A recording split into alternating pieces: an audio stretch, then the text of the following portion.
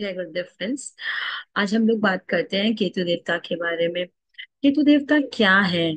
और सबसे, अगर मैं आप लोगों से पूछूं कि हमारे ये जो 9 प्लैनेट्स होते हैं, 9 प्लैनेट्स में सबसे ज्यादा इम्पोर्टेंट कौन रोल अदा करते हैं? मतलब एक ही वो प्लैनेट है इन 9 के 9 प्लैनेट्स में से जो सबसे ज्यादा इम्पोर्टेंट है हमारी कुंडली में। आप किसी का भी चार्ट उठा के देखिए, किसी भी बड़े बंदे का, सक्सेसफुल पर्सन का, है ना। देखो, हर इंसान अपने फील्ड में एक अलग सक्सेसफुल है। आज आप सबको ही अंबानी जी से या अमिताभ जी से या सलमान जी से कंपेयर नहीं कर सकते हैं।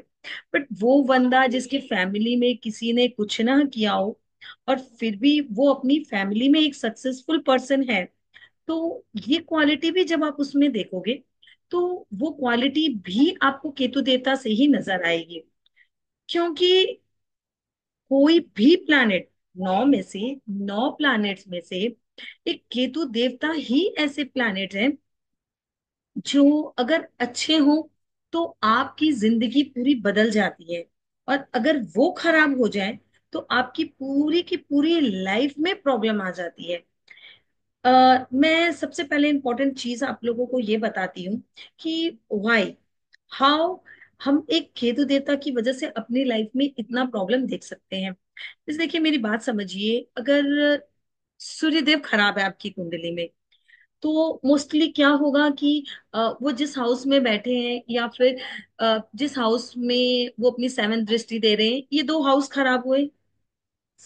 ठीक है। एंड सूर्यदेव जो है वो आपके नाम जस को भी खराब करते हैं। ठीक है, इनकी रेमेडीज करने से, क्योंकि वो एक देवता ग्रह है, तो कहीं ना कहीं रिजल्ट्स आने लग जाते हैं बहुत जल्दी। ऐसे ही सभी प्लैनेट्स की अपनी एक खासियत है जिनसे खाली 1 या 2 हाउस ही खराब होते हैं। और उनकी कुछ रेमेडीज करने से, देखो, जैसे जुपिटर जो है वो अगर नक्षत्र वाइज प्रॉब्लमेटिक है, ठीक है ना, मतलब नवतारा चक्र में 3 5 7 में आ रहे हैं, तो वो ज्यादा प्रॉब्लमेटिक नहीं होते हैं। उनको अगर थोड़ी सी मंदिर में या फिर कुछ रेमेडीज करो तो वो कंट्रोल हो जाता है। केतु देवता, उनमें दिमाग नहीं है, ठीक है ना, हेड नहीं है, सेटिस्फेक्शन नहीं है। ये ये खाली भगवान को ध्याते हैं, स्पिरिचुअल बनते हैं। और जब वो भगवान आपको अपना लेते हैं तो आपकी जिंदगी बदल जाती है, अगर वो गॉड आपको अपना ले तो केतु देवता जहां बैठे उस हाउस को ब्लॉक किया। मान लो किसी के 8 हाउस में बैठे तो उसको ब्लॉक किया, मतलब अष्टम से रिलेटेड सब चीज गई ना। उनकी 5वीं दृष्टि 12वें घर में जाएगी तो इन्वेस्टमेंट गया। वो इंसान कभी अच्छे इन्वेस्टमेंट नहीं कर सकेगा, इंडिया के बाहर सेटल नहीं हो सकेगा अगर केतु खराब है तो। उसके खर्चे, मतलब उतने पैसे ही नहीं कमा पाएगा तो उतने उस लेवल के खर्चे कैसे होंगे? मतलब वो अपनी जिंदगी में कभी भी अ, पैसे को सेव नहीं कर सकेगा, अच्छा इन्वेस्टमेंट उसका नहीं चलेगा। ठीक है। अब उसकी सप्तम में तो राहु बैठे होते हैं, तो वहां पे राहु देवता कैसे है वो पोजीशन देखी जाएगी। उसके बाद चौथे घर में, 8वें घर में बैठे हुए की सप्तम नवम दृष्टि चौथे घर में जाती, तो आप सोचिए, स्टेबिलिटी खत्म। प्रॉपर्टी में हमेशा झमेले वाली प्रॉपर्टी मिलेगी, होने की प्रॉपर्टी मिलेगी या प्रॉपर्टी होगी ही नहीं, प्रॉपर्टी होने में बहुत मुश्किल होगी। जहां रहेंगे वहां प्रॉपर्टी में बहुत पास। तो केतु देवता, और मान लो कोई प्लानिट भी ऐसा है कि आपकी कुंडली में केतु खराब है और सूर्य मंगल, ये 2 प्लैनेट्स और केतु के नक्षत्र में बैठ गए, तो वो 2 प्लैनेट भी गए। मतलब प्रोबेबिलिटी ऐसी है कि केतु देवता की वजह से, अगर ये अच्छे हैं तो इनहेरिटेंस प्रॉपर्टी मिलेगी आपको। आप मेडिटेशन कर सकोगे, आप अच्छे स्पिरिचुअल या आश्रम ऐसी जगहों में आपका कनेक्शन बना रहेगा। लेकिन ये अगर प्रॉब्लम में है तो ये कई हाउसेस को खराब कर देते हैं, और जो खराब प्लैनेट्स है और वो कोई अच्छा प्लैनेट इस नक्षत्र को भी लेके बैठ जाए तो वो और भी हाउसेस खराब कर देते हैं। तो कुंडली में प्रोबेबिलिटी मान के जो 12 हाउसेस में 3 4 हाउसेस तो इन्होंने खराब कर ही दिया ना। तो यही मैं समझाना चाहती हूँ कि अपना वैदिक से ये बहुत ही जल्दी पकड़ा जा सकता है कि अपने केतु देवता का पोजीशन कैसा है। इसीलिए मैं लोगों को बोलती हूँ कि दुनिया में अभी कलयुग में सक्सेस करने के लिए जुपिटर, शुक्र, शनि, इनके पीछे नहीं भागना है। लोग राहु बोलते हैं, मैं नहीं मानती राहु। क्योंकि राहु देवता में क्या है ना, बुद्धि नहीं है, उनमें ना तिगड़म बाची है।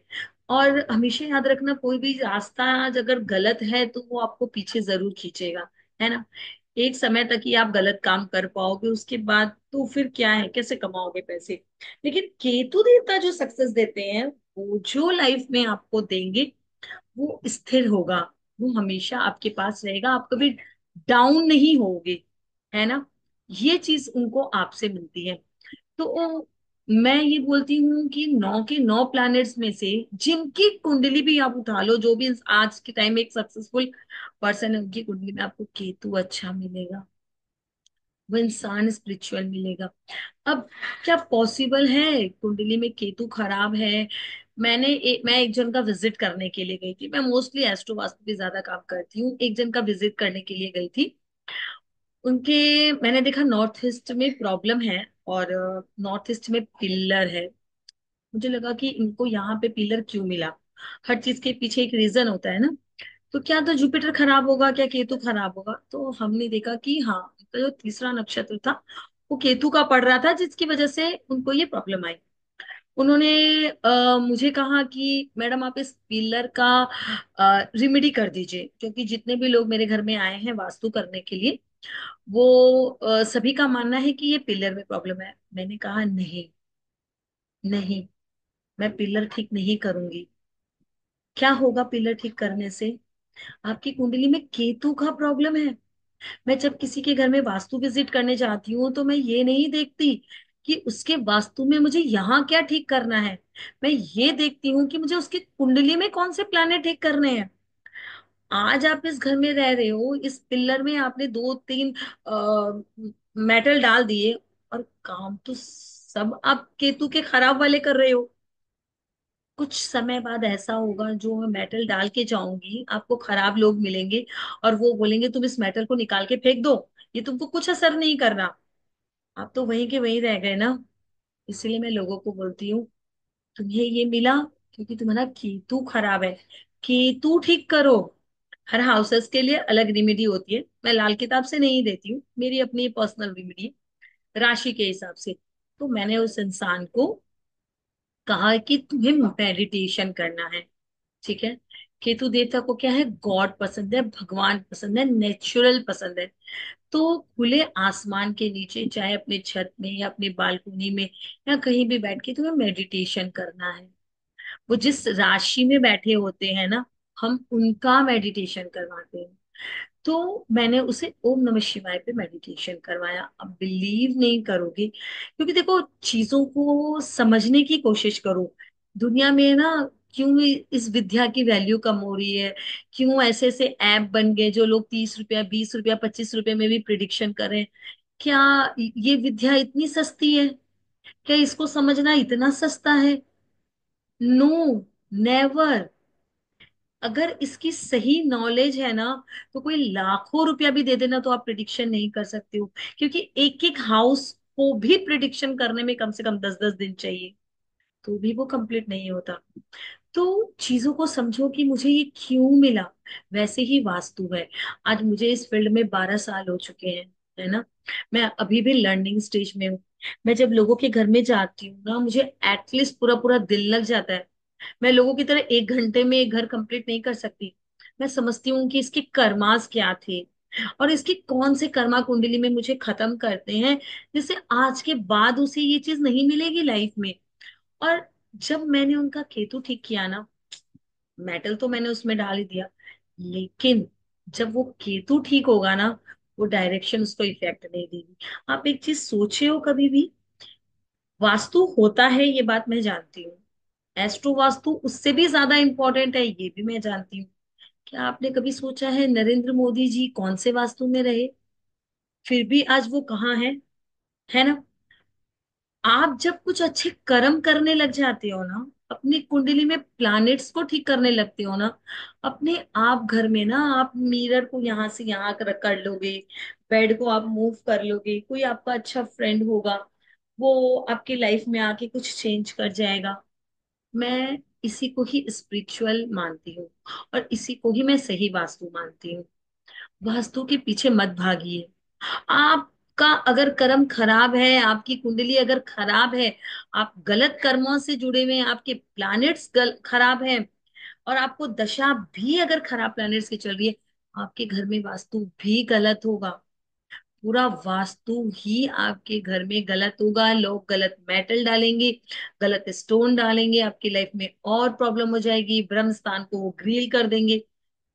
लेकिन जब आप अपने कुंडली के ऊपर फोकस करोगे ना, जब अपने प्लैनेट्स को अच्छा करने की कोशिश करोगे, वास्तु अपने आप ठीक होगा, अपने आप आपको लाइफ में सक्सेस मिलेगा, है ना।